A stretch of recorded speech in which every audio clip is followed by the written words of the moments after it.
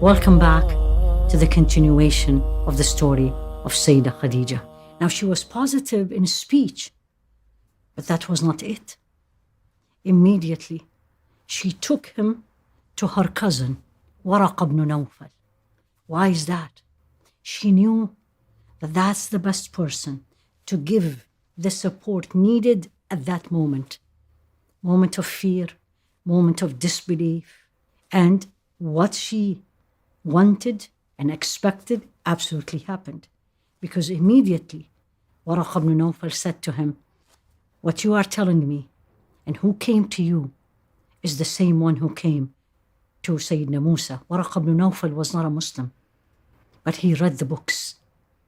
And then he said to him, he was an older man, he said to Rasul alayhi salatu wasalam, and this is so powerful, if I will live to the day that your people will make you leave, I'll support you.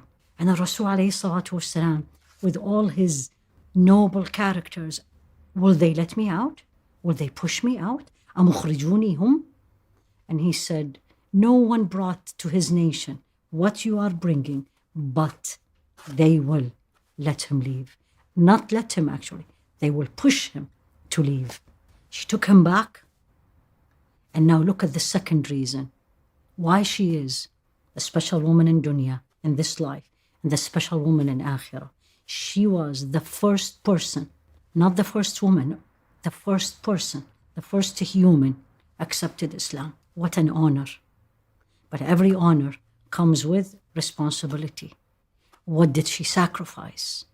Belief, to be a builder, to be someone different. You have to believe in what you have. Number 2, you have to be very hard worker. And number 3, you have to sacrifice. Things doesn't come easy.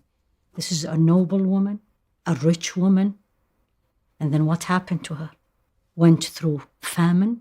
She had to migrate. She had to give up a lot of things for only one reason, to support her husband. And not only her husband, but even the whole family. This is a woman who delivered 6 children. She lost 2 of them, the 2 boys. So the life was not smooth. She went through a lot of tests. She lost her children. But still the 4 girls, she had them. Support, belief, hardworking, and resilient. You don't give up. You keep going to build a nation. Believing, faith, is something we all struggle with these days. But if we just look at what this brings to our homes and look at what it brought to her house, a lot of challenges, of course, a lot of difficulties, but what blessings and legacy that left and lived for thousands of years after her. One of the unique things she did in her house, this is before Salah became obligation. She used to pray with the Rasul alayhi salatu wasalam, 2 rak'at every morning. She was greeted, as we said, by salam, by Allah subhanahu wa ta'ala. She became the mother of one of the best women in Jannah. She was one, but her daughter also was one, Sayyida Fatima. She was the grandmother of the 2 masters of all the martyrs in Jannah, Sayyidina al-Hasan and Sayyidina al-Hussein. She died in Ramadan, the 10th day of Ramadan. She died in his hands, alayhi salatu wassalam.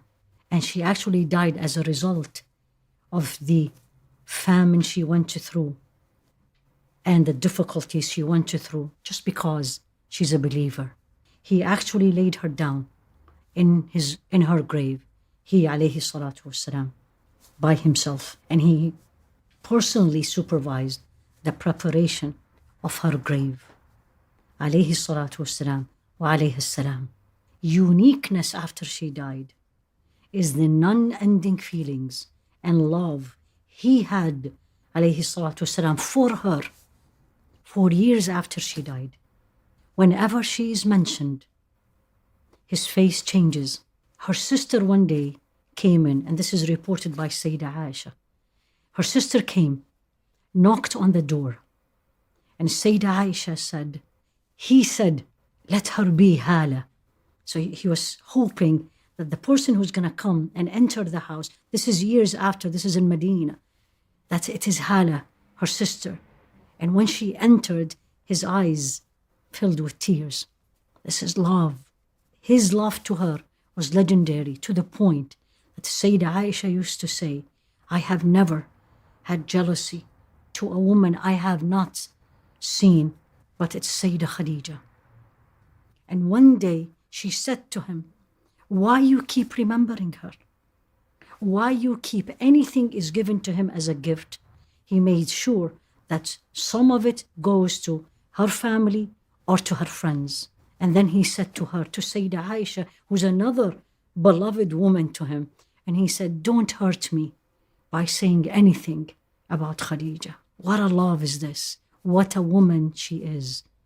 What do we have? Each one of us, and I'm sure we do, something from Sayyida Khadijah, that if we look deep inside us, we will find it. Use it for the sake of Allah. And then He will put barakah or blessing in it. And then make us, Ya Rabbi Ameen, a builder of a nation.